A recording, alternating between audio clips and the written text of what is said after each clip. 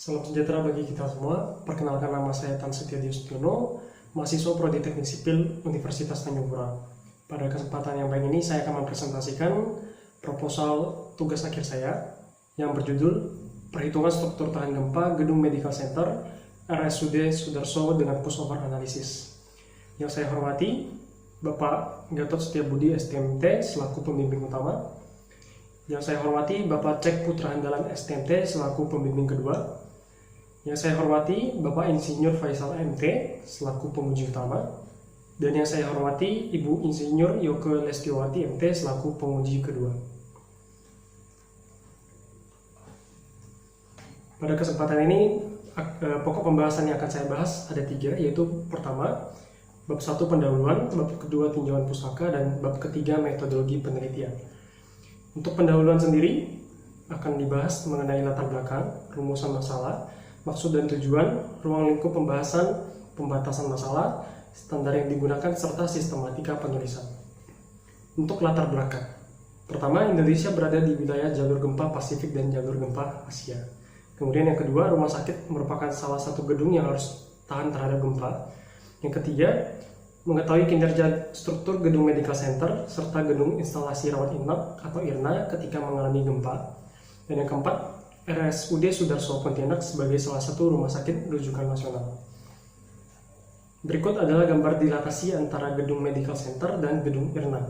Dilatasi yang dimaksud di sini adalah sebuah sambungan antara dua bangunan, di mana ini dibuat akibat untuk menghindari akibat yang mungkin ditimbulkan oleh gaya lateral ataupun gaya vertikal. Untuk perumusan masalah, yang pertama itu bagaimana kinerja struktur gedung medical center dan gedung IRNA ketika mengalami gempa ataupun setelah mengalami gempa. Yang kedua itu bagaimana pola keruntuhannya dengan pussover. Yang ketiga itu adalah bagaimana mengestimasi model kerusakan struktur dengan cara menentukan posisi-posisi sendi plastis.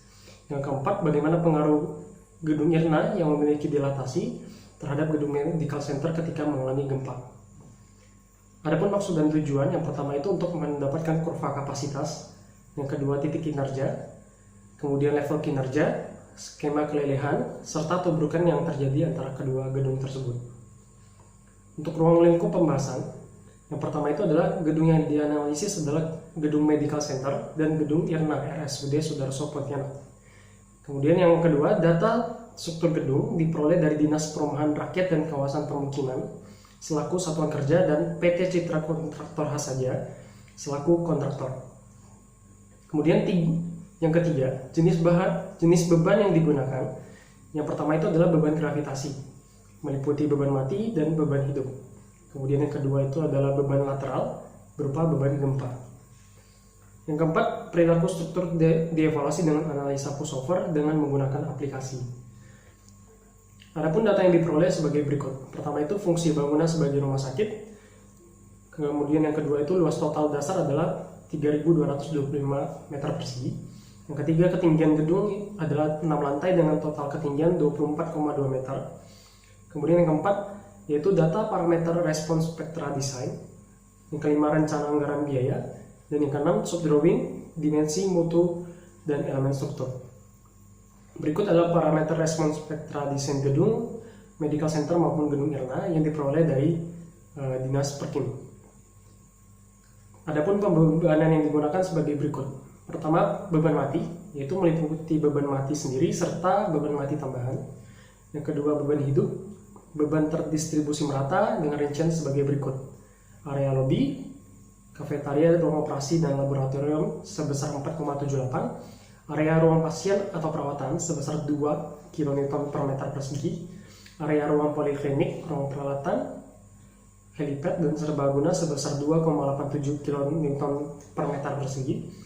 Semua koridor pada semua lantai sebesar 3,83 kN per meter persegi. 3. Beban gempa meliputi beban mati sendiri, struktur, dan beban mati tambahan. Berikut adalah berat gedung medical center pada lantai 1, 2, 3, 4, 5, 6, dan 7. Untuk pembatasan masalah, pertama, analisa hanya digunakan pada struktur bagian atas. Yang kedua, tidak menganalisa kinerja tangga ataupun lift setelah mengalami gempa. Standar yang digunakan pertama itu adalah SNI 2847 tahun 2019. persyaratan beton struktural untuk bangunan gedung, SNI 1727 tahun 2013, beban minimum untuk perencanaan bangunan gedung dan struktur lain. Yang ketiga, RSNI 1726201X, tata cara perencanaan ketahanan gempa untuk struktur bangunan gedung dan non-gedung. Yang keempat, ATC 40, Seismic Evaluation and Retrofit of Concrete Buildings. Dan yang terakhir adalah FEMA 356, Pre-Standard and Commentary for the Seismic Rehabilitation of Buildings. Adapun sistematika penulisan untuk tugas akhir ini adalah bab pertama pendahuluan, bab kedua tinjauan pustaka, bab ketiga metodologi penelitian, bab 4 analisis dan pembahasan, bab 5 kesimpulan dan saran, dan daftar pustaka serta lampiran. Untuk tinjauan pustaka yang akan dibahas di sini adalah Ketentuan Umum Gempa SNI 1726 tahun 2019, rekayasa gempa berbasis kinerja, dan evaluasi kinerja dengan analisis pussover. Yang pertama, kategori risiko struktur bangunan dan faktor gempa, keutamaan gempa.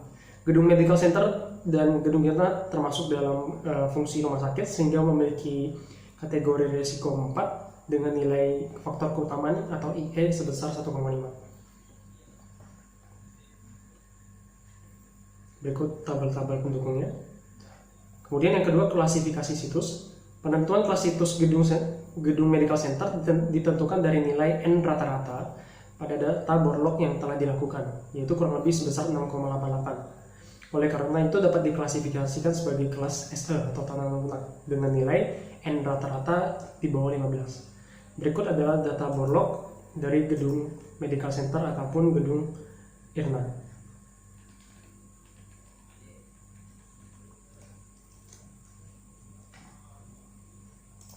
Ini tabel klasifikasi situs. Kemudian yang ketiga, parameter percepatan gempa. Untuk penentuan respons spektral percepatan gempa di permukaan tanah diperlukan suatu faktor aplikasi seismik, yaitu pada periode 0,2 detik dan periode 1 detik.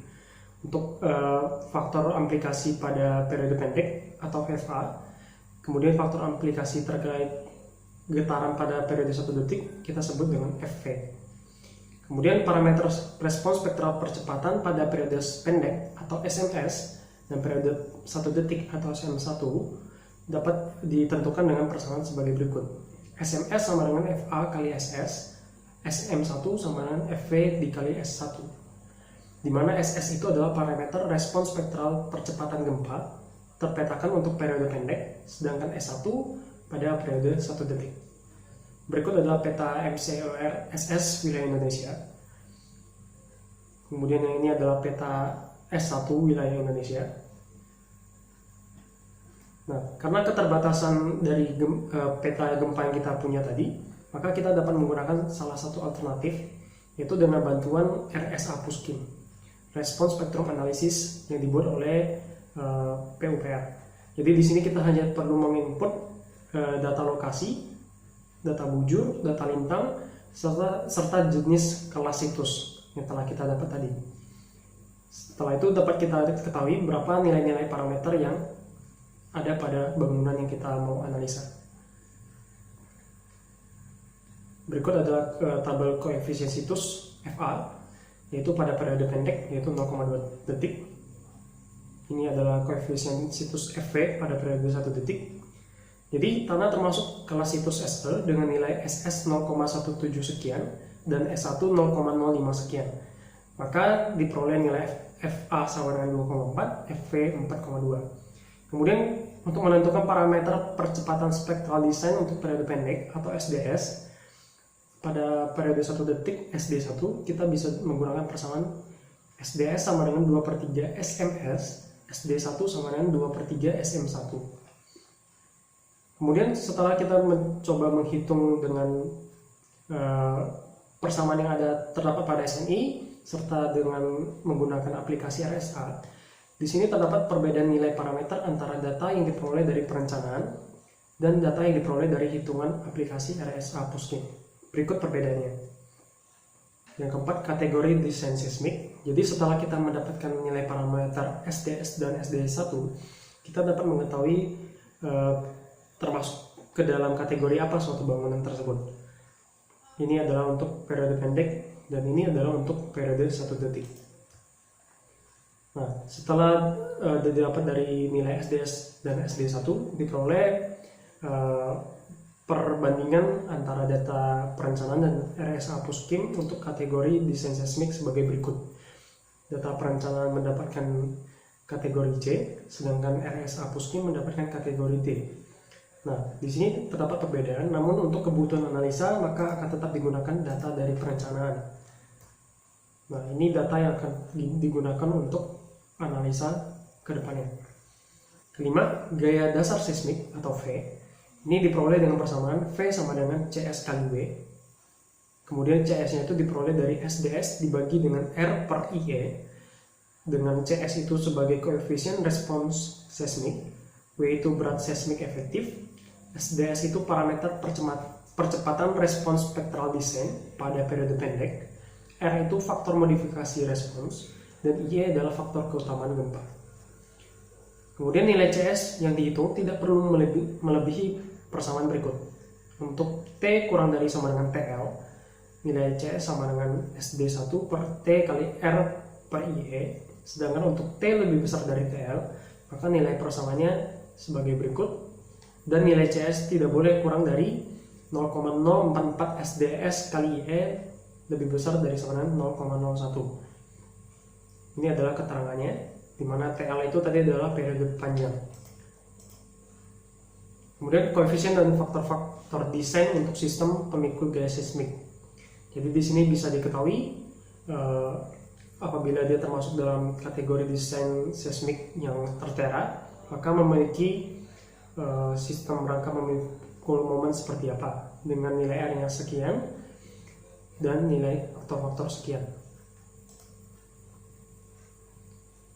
Nah, digunakan di sini perhitungan analisis gempa medical center, yaitu dengan nilai R 3, omega 3, dan CD-nya 2,5. Kemudian yang keenam, periode fundamental atau T, ini tidak boleh melebihi hasil perkalian koefisien untuk batasan atas pada periode yang dihitung atau CU. Dan periode fundamental pendekatan atau TA yang ditentukan berdasarkan persamaan TA sama dengan CT kali HN pangkat X, di mana HN itu adalah ketinggian struktur dan CT serta X itu adalah koefisien parameter periode pendekatan yang didapatkan dari tabel berikut. Kemudian periode fundamental atau T ditentukan sebagai berikut. Apabila nilai TC lebih besar dari CU kali TA, maka T-nya sama dengan CU kali TA. Jika TA kurang dari TC kurang dari CU kali TA, maka nilai T-nya sama dengan TC. Jika TC kurang dari CU kali TA, maka nilai T sama dengan TA.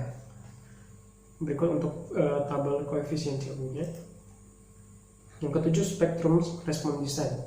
Nilai spektrum respon desain harus dikembangkan melalui ketentuan sebagai berikut. Berikut adalah persamaan yang diperoleh atau digunakan untuk memperoleh nilai respon spektrum. Dan ini adalah grafik spektrum respon desain, di mana di sini tampak bahwa dibagi menjadi beberapa segmen, yaitu di bawah kurang dari T0, antara T0 sampai TS atau TC, kemudian TS sampai 1 detik sampai TL, dan lebih dari TL. Nah, ini adalah peta transisi periode panjang atau TL wilayah Indonesia. Kemudian yang kedua ini adalah rekayasa gempa berbasis kinerja. Jadi perencanaan suatu bangunan harus sesuai dengan konsep kolom kuat, balok lemah, sehingga ketika terjadi suatu keruntuhan, maka yang akan runtuh terlebih dahulu adalah baloknya. Namun apabila sebaliknya, kalau kolomnya runtuh duluan, maka struktur akan langsung hancur. Jadi ini adalah mekanisme keruntuhan gedung berdasarkan ATC 40. Kemudian performance based earthquake engineering, atau kata lain dari rekayasa gempa berbasis kinerja. Jadi ini merupakan kombinasi antara aspek tahanan dan aspek layan. Kemudian ini terdiri dari dua konsep, desain bangunan baru serta evaluasi bangunan. Kemudian menggunakan pendekatan berupa perpindahan struktur dan bertujuan untuk menentukan kinerja struktur selama terjadinya respon gempa. Ini adalah level kinerja antara NEHRP dan Vision 2000. Jadi di sini untuk NEHRP dia membagi menjadi 4 kondisi: operasional, immediate occupancy, life safety, dan collapse prevention. Sedangkan Vision 2000 dia membagi 4 juga, tapi dengan nama fully functional, operational, life safe, serta near collapse. Evaluasi kinerja dengan analisa pushover. Jadi analisa pushover berdasarkan APC 40 adalah salah satu komponen performance based seismic design yang memanfaatkan teknik analisa non-linear berbasis komputer untuk menganalisa perilaku inelastis struktur dari berbagai macam intensitas gerakan tanah. Jadi bisa diketahui kinerjanya pada kondisi kritis serta menjadi sarana untuk mengerti kinerja suatu bangunan terhadap gempa. Berikut adalah grafik perbandingan antara gaya geser dasar serta perpindahan atap atau biasa dikenal dengan grafik pushover. Kemudian analisa pushover ini bisa digunakan sebagai alat bantu dan evaluasi bangunan, namun harus menyesuaikan dengan keterbatasan yang ada. Yang pertama ini hasilnya itu masih berupa pendekatan. Kemudian yang kedua, pemilihan pola beban lateral yang digunakan dalam analisa sangat penting. Yang ketiga, keandalan ini menurun apabila bertambahnya ragam yang lebih tinggi. Serta yang keempat ini, perlu membuat model analisa non-linear ini akan lebih sulit dibandingkan model analisa linear. Kemudian sendi plastis, ini adalah bentuk ketidakmampuan elemen struktur dalam menahan gaya dalam dan terjadi akibat struktur gedung menerima beban gempa pada tingkatan tertentu. Yang pertama ini adalah untuk sendi plastis balok. Jadi di sini untuk sendi plastis balok dimodelkan dengan pilihan model M3. Artinya sendi plastis hanya terjadi pada ketika terjadi momen pada arah sumbu lokal 3. Kemudian untuk yang sendi kolom, jadi ini didesain dengan model P, M2, dan M3. Maksudnya adalah sendi plastis terjadi apabila suatu kolom menerima gaya aksial atau P pada sumbu lokal pertama serta menerima momen pada arah lokal 2 dan lokal 3. Ini berdasarkan aplikasi rekayasa konstruksi dengan SAP edisi baru 2007 Wiranto Dewo Broto. Kemudian metode spektrum kapasitas, ini adalah metode untuk menentukan kinerja struktur. Kemudian ini didapatkan dengan memplotkan demand response spectrum dan kurva kapasitas dalam format HDRS, di mana kurva kapasitas ini diperoleh dari hasil analisis pushover yang menggambarkan antara gaya geser dan perpindahan atap. Nah, berikut adalah ilustrasi kurva kapasitas. Kemudian ini adalah perubahan, yaitu dari kurva kapasitas yang diubah menjadi format HDRS atau demand spectrum. Nah, demand spectrum ini diperoleh dengan merubah respons spektrum yang biasanya dinyatakan dalam spektra percepatan atau SA dan periode T menjadi format HDRS. Jadi hampir kurang lebih dengan kurva kapasitas yang tadi. Kemudian yang ini adalah performance point atau titik kinerja. Ini merupakan perpotongan antara respons kapasitas dan spektra demand pada grafik HDRS, memuat informasi mengenai periode bangunan, simpangan tingkat, dan posisi sendi plastis. Nah, ini adalah grafik performance point. Tampak bahwa di sini ada suatu perpotongan antara demand spektra serta kurva kapasitas. Ini adalah batasan simpangan pada tingkat kinerja struktur. Jadi berdasarkan nilai simpangan yang didapat, kita bisa menentukan apakah suatu bangunan termasuk dalam immediate occupancy, damage control, life safety, ataupun structural stability. Ini adalah batasan simpangan menurut FEMA 356. Kemudian metodologi, di sini akan dibagi menjadi data gedung, analisa pembebanan, analisa statik nonlinear pushover, serta diagram alir penelitian. Nah, ini adalah data-data gedung yang diperoleh. Adapun data material yang digunakan yaitu beton FC 25 MPa, baja ulir yaitu ukuran diameter 24 dan 32 dengan nilai FY-nya 400 MPa, baja tulangan polos dengan FY 240 MPa. Dan ini adalah data dimensi elemen struktur untuk balok, kolom, dan pelan lantai.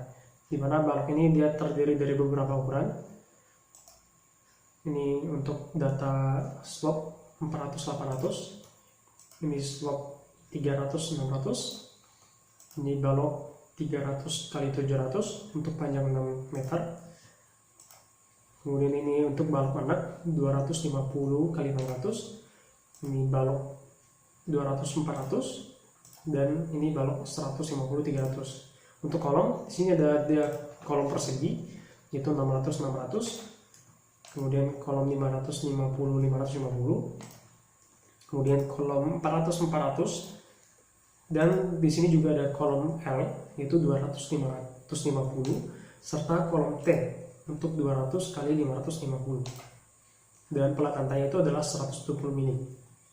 Ini denda lantai 1, di mana ini adalah gedung medical center, dan di sini terdapat dilatasi sebesar 20 cm terhadap gedung IRNA.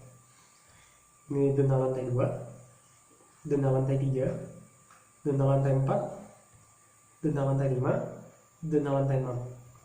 Ini adalah potongan as portal 9 sampai 17 gedung medical center. Ini potongan as portal B sampai E gedung medical center. Ini potongan as 2 sampai 10 gedung IRNA. Dan ini potongan as portal F sampai I gedung IRNA. Dan ini adalah model struktur 3 dimensi gedung medical center menggunakan program ETAPS. Kemudian ini adalah model struktur 3D dari gedung IRNA. Dan kemudian analisa pembebanan pada struktur ini digunakan untuk meninjau respons struktur terhadap beban yang bekerja. Kemudian bertujuan untuk menentukan gaya-gaya yang bekerja akibat pembebanan yang terjadi. Pembebanan yang dianalisis berupa beban gravitasi dan beban lateral. Kemudian untuk analisa statik nonlinear pushover, adapun langkahnya sebagai berikut. Pertama, pemodelan struktur.